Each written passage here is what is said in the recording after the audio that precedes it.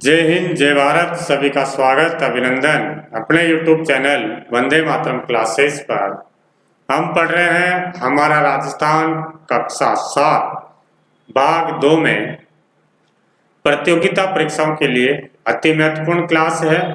आप किसी भी प्रतियोगिता परीक्षाओं की तैयारी कर रहे हैं तो उसके लिए ये क्लास बहुत ही महत्वपूर्ण है। तो इसके साथ में अपन कक्षा 7, इसके बाद में 8, 9, 10 सभी कक्षाओं की बुकों को अपन यहाँ पर इस चैनल के माध्यम से पढ़ेंगे। अभी तक आपने अपने इस YouTube चैनल को सब्सक्राइब नहीं किया तो सब्सक्राइब करना, और जिन्होंने सब्सक्राइब कर दिया उनका बहुत बहुत धन्यवाद।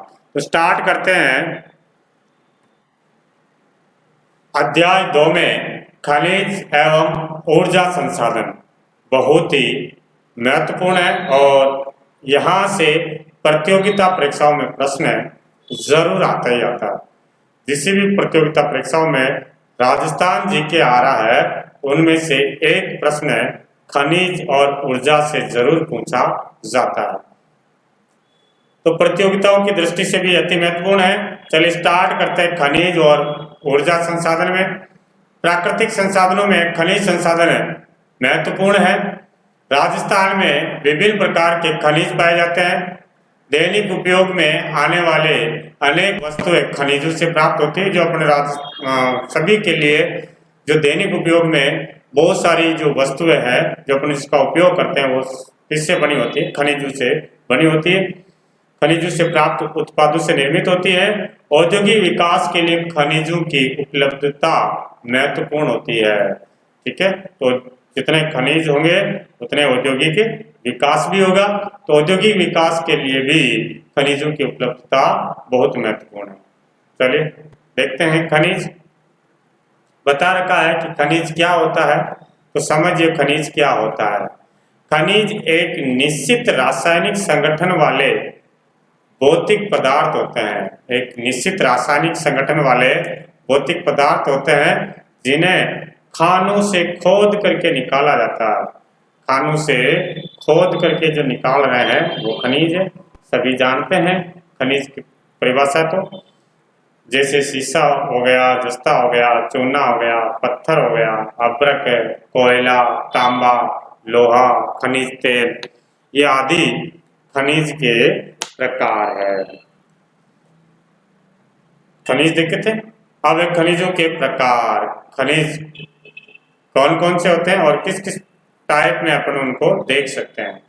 तो यहाँ पर खनिजों को 3 प्रकार में बांटा गया है: धात्विक खनिज, अधात्विक खनिज और ऊर्जा खनिज। धात्विक, अधात्विक और ऊर्जा खनिज। तो प्रतियोगिता परीक्षाओं में भी प्रश्न यहाँ से आता है कि निम्न में से कौन सा धात्विक खनिज है, कौन सा अधात्विक खनिज है या कौन सा ऊर्जा खनिज है। तो देखते हैं धात्विक खनिज में।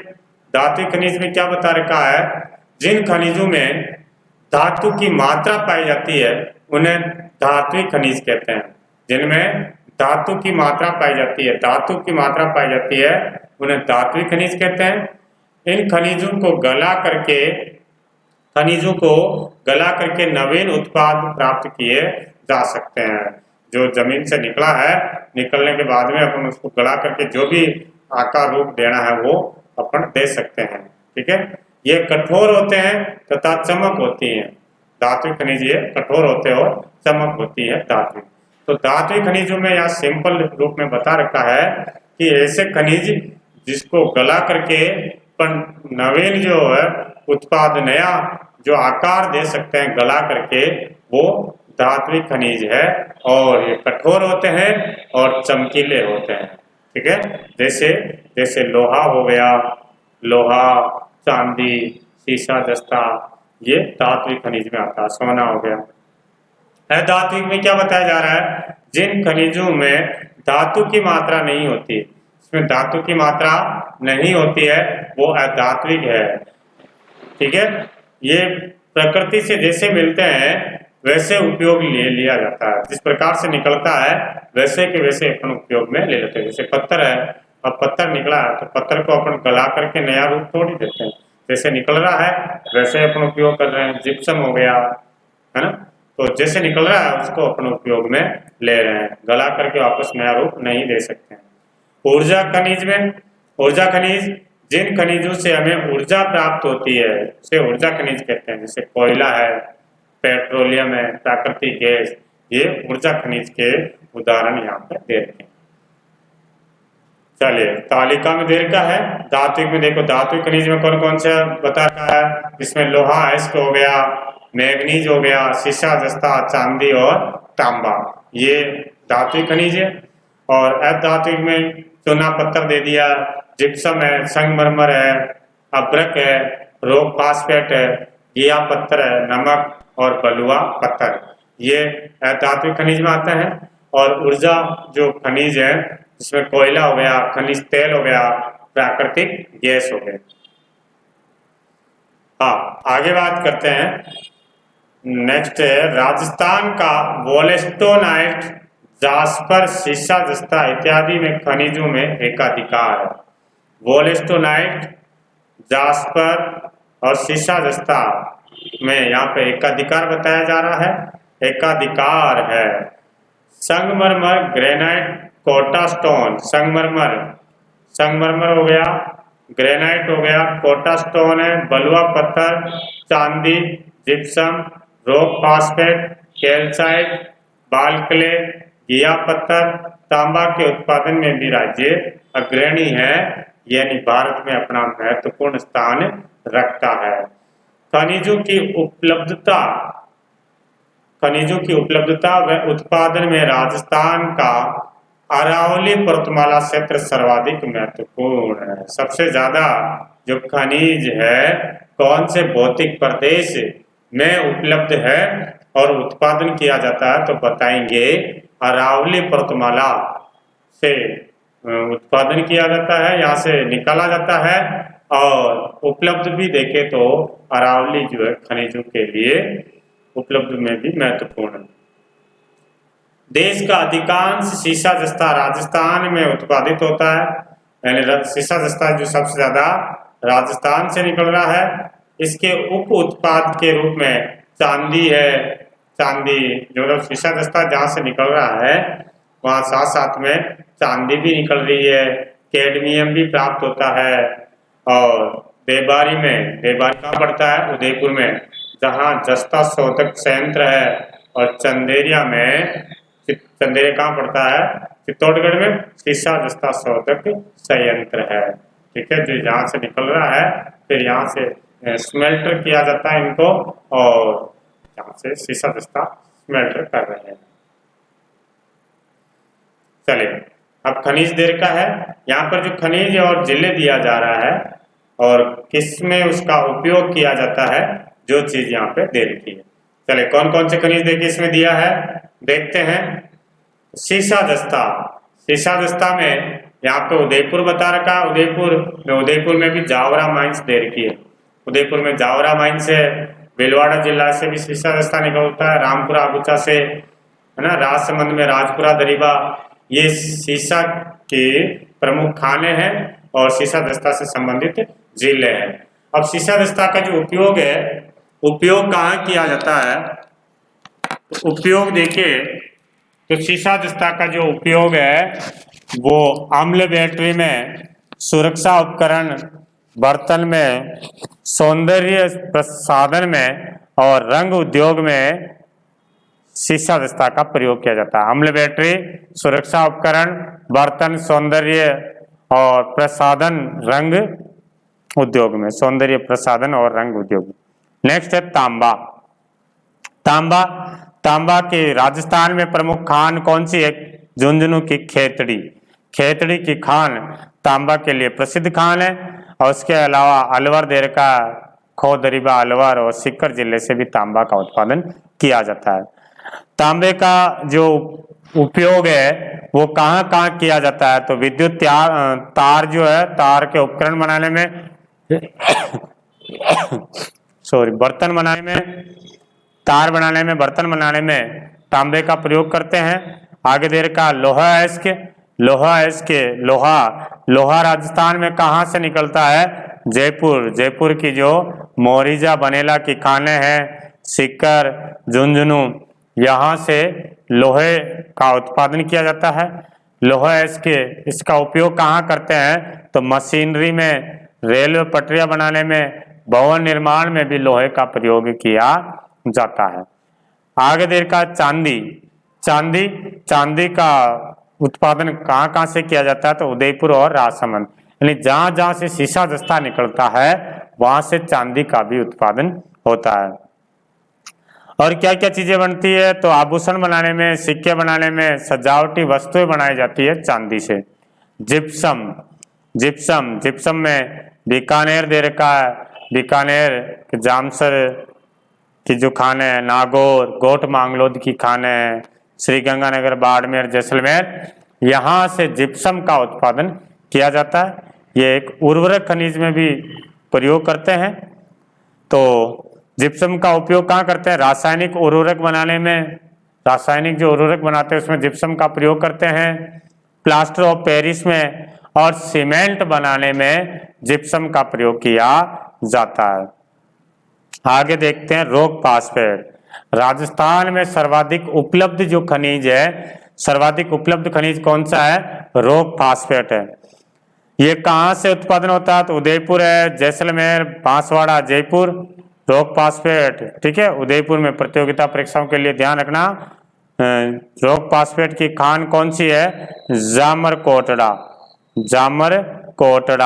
जामरकोटड़ा की जो खान है वो किसके लिए जानी जाती है, रॉक फास्फेट के लिए, उदयपुर में है। और इसका उपयोग रासायनिक उर्वरक बनाने में रॉक फास्फेट का प्रयोग किया जाता है। आगे देखते हैं अब्रक का उत्पादन बिलवाड़ा में अब्रक की ईंटें बनाई जाती है, इसीलिए बिलवाड़ा को अब्रक नगरी के नाम से भी जाना जाता है। इसके अलावा अजमेर, जयपुर, और इसका उपयोग कहाँ किया जाता है तो विद्युत उद्योग में। ये जो विद्युत और उष्मा का जो है कुचालक होते हैं, करंट वगैरह इसमें नहीं आता है, तो यहाँ पर विद्युत उद्योग में इसका प्रयोग किया जाता है। और सजावटी जो दर्पण वगैरह बनाए जाते हैं उसमें अब्रक का प्रयोग किया जाता है। वोलेस्टोनाइट इसमें राजस्थान का एकाधिकार है। सिरोही, अजमेर से उत्पादन होता है इसका। सिरेमिक उद्योग में, कागज उद्योग में और रंग उद्योग में वोलेस्टोनाइट का प्रयोग किया जाता है। चले आगे बात करते हैं संगमरमर जो भारत में सबसे ज्यादा राजस्थान से उत्पादन होता है। और राजस्थान में कहाँ से हो रहा है, राजसमंद संगमरमर का सर्वाधिक उत्पादन कहाँ से हो रहा है तो बताएंगे राजसमंद से। नागौर का जो प्रसिद्ध है संगमरमर कहाँ का, मकराना। ताजमहल जो बना हुआ है वो नागौर के मकराना के संगमरमर से बना हुआ है। उसके अलावा उदयपुर से भी निकलता है, बांसवाड़ा, चित्तौड़, सिरोही, कोटा। संगमरमर का उपयोग अपन कहाँ पर किया जाता है तो भवन निर्माण में, मूर्ति निर्माण में, कलाकृतियों में इसका प्रयोग किया जाता है। चूना पत्थर चित्तौड़गढ़, सिरोही, कोटा, उदयपुर में। और इस चूना पत्थर का जो उपयोग है वो अपन कहाँ करते हैं तो सीमेंट बनाने में और निर्माण कार्य में चूना पत्थर का प्रयोग किया जाता है। नेक्स्ट देखते हैं ग्रेनाइट का उत्पादन कहाँ से किया जाता है तो जालोर, जैसलमेर, पाली, सिरोही। ग्रेनाइट सिटी किसे कहते हैं, जालोर को कहते हैं ग्रेनाइट सिटी जालोर को कहा जाता है। और इस ग्रेनाइट का उपयोग कहाँ करते हैं अपन, भवन निर्माण में, मूर्ति निर्माण में ग्रेनाइट का उपयोग करते हैं सर। चले कौन कौन से इसमें अपन को यहाँ पर दे रखा है मैप में, देखिए तांबा, ग्रेनाइट, जिप्सम, लोहा, इसके है ना। तो देखेंगे आप मैप में, आप मिला देना, मैं अभी यहाँ पर बता रहा हूँ इसे। तांबा जो खेतड़ी, खोदरीबा, अलवर, खेतड़ी, झुंझुनू, खोदरीबा, अलवर। फिर आगे कौन सा देर का, ग्रेनाइट के लिए जालोर जाना जाता है। फिर उसके बाद में जिप्सम गोट मांगलोद की खाने, नागौर, जामसर, बीकानेर। लोहा है इसके जयपुर, लोहा जो है जयपुर से निकल रहा है। मोरिजा, बनेला, शीशा दस्तारा, जावरा माइंस, और रामपुरा अगुचा, राजपुरा दरीबा, राजसमंद, चूना पत्थर सीमेंट बनाने में चित्तौड़गढ़, संगमरमर राजसमंद, नागौर, अब्रक भीलवाड़ा में, रोक पासपेट जामर कोटला उदयपुर है। आगे चांदी सीसा जस्ता के साथ में चांदी है, वोलेस्टोनाइट पाली है, सिरोही है। तो ये अपने यहाँ पे दे रखे हैं। अब बात करते हैं ऊर्जा संसाधन। ऊर्जा संसाधन है, ऊर्जा संसाधन को दो भागों में विभाजित कर रखा है, परंपरागत ऊर्जा संसाधन और गैर परंपरागत ऊर्जा संसाधन। इंपॉर्टेंट है, प्रश्न आता है कि कौन सा ऊर्जा संसाधन परंपरागत है और कौन सा गैर परंपरागत है। चले देखते देखे क्या होता है परंपरागत और गैर परंपरागत। तो परंपरागत में क्या होता है कि परंपरागत में ऐसे होते हैं जिनका एक बार उपयोग कर लिया और समाप्त हो गया, वो तो हो गया परंपरागत। गैर परंपरागत में क्या होता है कि उसका अपन ज्यादा से ज्यादा जितने बार उपयोग करेंगे वापस भी बना सकते हैं, जो कभी खत्म नहीं हो सकता। परंपरागत में तो जो निश्चित मात्रा में है, एक न एक दिन वो खत्म होता ही होता है, और जिसका एक बार अपन उपयोग कर लिया वो फिर खत्म हो गया, नष्ट है। और गैर परंपरागत में जो कभी खत्म नहीं होने वाला है, ठीक है, और बार बार अपन उसका उपयोग कर सकते हैं। तो देखते हैं ऊर्जा के परंपरागत संसाधनों में कोयला है, खनिज तेल है, प्राकृतिक गैस इत्यादि है। ये एक बार उपयोग में ले लेने पर सदा के लिए समाप्त हो जाते हैं, ठीक है। तो जो परंपरागत संसाधन है, ऊर्जा संसाधन जो एक बार प्रयोग ले लिया और फिर समाप्त हो जाता है, फिर उसका वापस अपना उपयोग नहीं ले सकते हैं। ऊर्जा के गैर परंपरागत संसाधनों में परमाणु ऊर्जा है, पवन ऊर्जा है, सौर ऊर्जा है, बायोगैस इत्यादि आते हैं। इनका उपयोग बार बार किया जा सकता है, बार बार उपयोग किया जा सकता है, और जितना अपन निर्माण करना चाहे उतना निर्माण भी कर सकते हैं इनमें। चले ऊर्जा के परंपरागत संसाधन में देखिए कोयला सबसे पहले दिया। कोयला, कोयला 4 प्रकार का होता है। कोयला 4 प्रकार का होता है। 4 प्रकार कौन कौन से है? एंथ्रासाइड, बिटुमिनस, लिग्नाइट और पेट। एंथ्रासाइड इनमें सबसे उत्तम माना जाता है। राजस्थान में जो है, राजस्थान में लिग्नाइट कोयला पाया जाता है। इंपॉर्टेंट प्रश्न आ जाएगा, राजस्थान में सर्वाधिक कौन सी किस्म का कोयला पाया जाता है? तो लिग्नाइट किस्म का कोयला राजस्थान में पाया जाता है, यहां से निकाला जाता है। और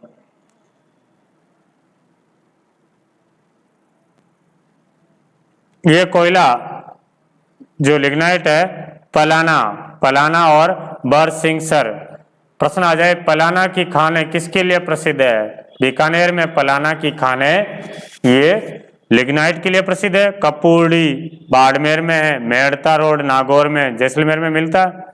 और इसके अलावा राजस्थान का पहला सुपर थर्मल पावर स्टेशन कहाँ स्थापित किया गया? सूरतगढ़ श्री गंगानगर में। प्रश्न आ जाए, राजस्थान का पहला सुपर थर्मल पावर स्टेशन कहाँ स्थापित किया गया? सूरतगढ़ गंगानगर में।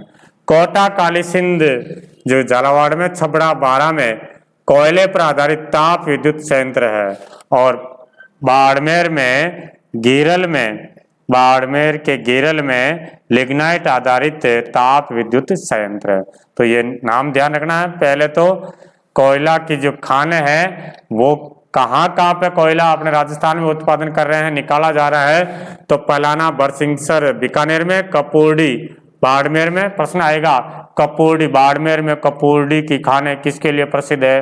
तो बताएंगे कोयला के लिए, ठीक है। और फिर कोयला है जिसमें अपन बिजली बनाते हैं। तो राजस्थान का पहला super thermal power station Suratgarh Ganganagar में। इसके अलावा कोटा में, काली सिंध झालावाड़, छबड़ा 12 में और बाड़मेर के गिरल में लिग्नाइट आधारित ताप विद्युत संयंत्र। प्राकृतिक तेल और प्राकृतिक गैस की बात करें, प्राकृतिक तेल और गैस, तो Jaisalmer basin, Barmer Sanchore basin, Bikaner Nagaur basin में खनिज तेल पाया जाता है। और गोटारू, कमलीताल, तनौट, मनिहार, टिब्बा, रामगढ़, राजेश्वरी, डांडेवाला आदि प्राकृतिक गैस के भंडार है। गैस के भंडार कौन कौन से हैं? गोटारू, कमलीताल, तनोट, मनिहारी, टिब्बा, राजेश्वरी, डांडेवाला, ये जैसलमेर में है। ये प्राकृतिक गैस के भंडार है। साड़ेवाला, जैसलमेर, बागेवाला, बीकानेर, ऐश्वर्या, मंगला, ये खनिज तेल पाया जाता है। प्रश्न आता है कि ऐश्वर्या, मंगला, बागेवाला ये क्या है? तो खनिज तेल के कुएं हैं, ये कुएं। जैसलमेर में रामगढ़ और बारां में अंता, धौलपुर में प्राकृतिक गैस आधारित विद्युत ग्रह हैं। जैसलमेर में रामगढ़ और बारां में अंता और धौलपुर में जो विद्युत ग्रह संयंत्र है। यहाँ पे बाड़मेर में देखो रिफाइनरी लगाई गई है। पंचपदरा में रिफाइनरी लगा रखी है। चलिए आगे बात करते हैं। बाड़मेर रिफाइनरी को राजस्थान मानचित्र में प्रदर्शित करना है। ये कोयला निकाला जा रहा है इस प्रकार से, और ये बाड़मेर में रिफाइनरी, पंचपदरा में। फिर बात करते हैं जल विद्युत की। जल विद्युत की बात करें तो जल विद्युत का ऊर्जा संसाधन में महत्वपूर्ण स्थान है। राजस्थान में चंबल नदी घाटी परियोजना के अंतर्गत गांधी सागर, राणा प्रताप से जल विद्युत उत्पादन किया जाता है। चंबल नदी पे 2 बांध बनाए हुए से 4 बांध है, लेकिन 2 से जल विद्युत किया जा रहा है, गांधी सागर बांध और राणा प्रताप सागर बांध से। बांसवाड़ा जिले में माई बजाज सागर से जल विद्युत प्राप्त की जा रही है। कुछ बहुउद्देशीय नदी घाटी परियोजनाओं से भी राजस्थान में विद्युत उत्पादन का हिस्सा मिलता है, जैसे बाकड़ा नांगल व्यास परियोजना। यहाँ से भी 2-3 राज्यों की ये संयुक्त परियोजनाएं हैं, वहां से भी अपने को राजस्थान से विद्युत मिलती है। तो ये माई बजाज सागर बांध बांसवाड़ा जिले में माई नदी पर बना हुआ है। आगे दे रखा ऊर्जा के गैर परंपरागत संसाधन। गैर परंपरागत संसाधन, परमाणु ऊर्जा। रावतभाटा परमाणु ऊर्जा संयंत्र देश का दूसरा परमाणु संयंत्र। रावतभाटा राजस्थान की अणु नगरी कहते हैं इसको। राजस्थान की अणु नगरी किसे कहते हैं? तो याद रखेंगे, राजस्थान की अणु नगरी रावतभाटा चित्तौड़गढ़ को कहते हैं, जो देश का दूसरा परमाणु संयंत्र है और चित्तौड़गढ़ रावतभाटा में स्थित है। यह पहला अत्याधुनिक तकनीक और प्रौद्योगिकी से बनाया हुआ संयंत्र है। ठीक है, और किस देश के आर्थिक सहयोग से? तो कनाडा के आर्थिक सहयोग से। यह भी ध्यान रखना, कनाडा के आर्थिक सहयोग से इस संयंत्र की स्थापना की गई है ना। गैर परंपरागत संसाधन, गैर परंपरागत में अपन पढ़ के आए थे। किसे कहते हैं गैर परंपरागत? जिसका अपन बार बार उपयोग कर सकते हैं और जो कभी समाप्त नहीं होता है। पवन ऊर्जा राजस्थान का भौतिक स्वरूप और जलवायु पवन ऊर्जा के लिए सर्वाधिक उपयुक्त है। राजस्थान का जो भौतिक स्वरूप है भाई, यहाँ पर जो है इस इतनी स्पीड से हवाएं चलनी चाहिए, तो राजस्थान में तो खूब आंधी आती है, इतनी तेज गति से वैसे हवाएं चलती रहती है। तो यहाँ की जो जलवायु है और भौतिक प्रदेश है वो पवन ऊर्जा के लिए उपयुक्त है। वर्तमान में जैसलमेर, प्रतापगढ़, जोधपुर, बाड़मेर जिलों में पवन आधारित विद्युत ग्रह स्थापित है। ये रावतभाटा, इस प्रकार से बिजली उत्पादन किया जाता है। ये पवन चक्किया मरुस्थल में देखने को काफी मिलती है। पवन चक्किया, ये पंखे लगाया जाता है, पवनों से पंखे घूमते रहते हैं और विद्युत उत्पादन होता रहता है। आगे बायोगैस राजस्थान में पशुपालन प्रमुख व्यवसाय होने के कारण, पशुपालन जो है राजस्थान का प्रमुख व्यवसाय है। राजस्थान में भारत में जो उत्तर प्रदेश के बाद दूसरे नंबर पे आता पशुधन में के कारण बायोगैस संयंत्र लगाए गए हैं। उदयपुर, जयपुर सहित कई जिलों में छोटे छोटे बायोगैस संयंत्र है। राजस्थान सरकार द्वारा बायोगैस संयंत्र स्थापित करने के लिए अनुदान भी दिया जाता है, जिसका उपयोग घरेलू ऊर्जा के रूप में किया जाता है। सरकार भी जो है अनुदान दे रही है कि बायोगैस लगाइए, तो जिसमें जो गोबर वगैरह इनसे विद्युत का ऊर्जा का उत्पादन होता है। सौर ऊर्जा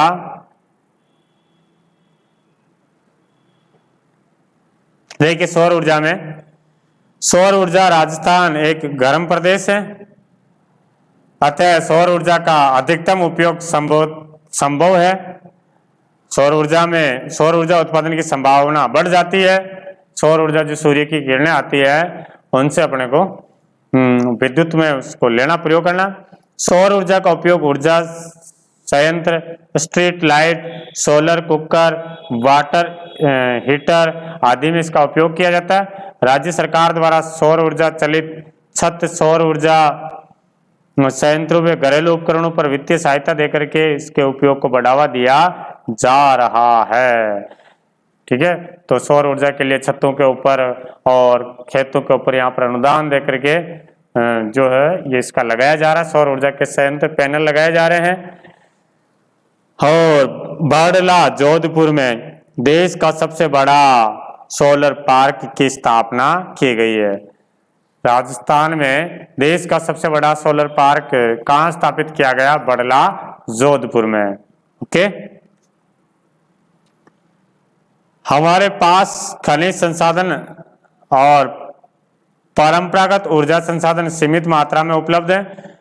लाखों वर्षों की भूगर्भिक प्रक्रिया द्वारा खनिज बनते हैं। लाखों साल लग जाते हैं जो खनिज अपने जमीन से निकाल रहे हैं, और जो परंपरागत खनिज अपने निकाल रहे संसाधन है वो उनमें लाखों साल लगते हैं बनने में। तो उनका जो उपयोग है सीमित मात्रा में करना चाहिए। हमें खनिजों के अनियमित दोहन पर नियंत्रण करना चाहिए और ऊर्जा के उपयोग में सावधानी बरतनी चाहिए। इसके अपव्यय को रोकना चाहिए। ज्यादातर उन खनिजों का, उन जो गैर परंपरागत जो साधन है खनिज के, उनका अपने को प्रयोग करना चाहिए ज्यादातर, है ना।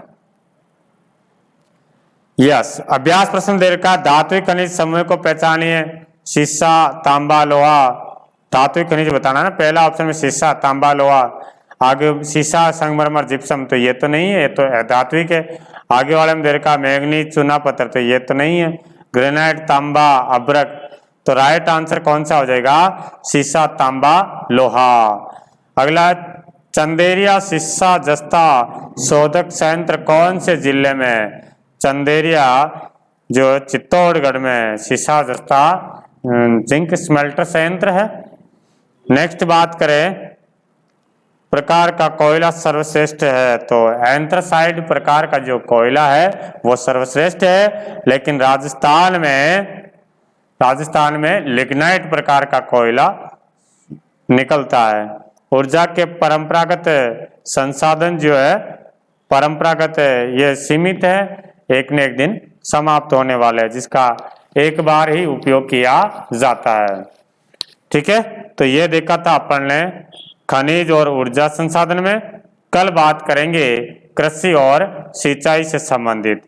अब अपन प्रतिदिन जो है दो जो क्लास है आपके लिए, इन जो कक्षाओं की 6ठी, 7वीं, 8वीं, 9वीं, 10वीं की डालेंगे, ताकि एग्जाम से पहले आपका ये कंप्लीट हो जाए।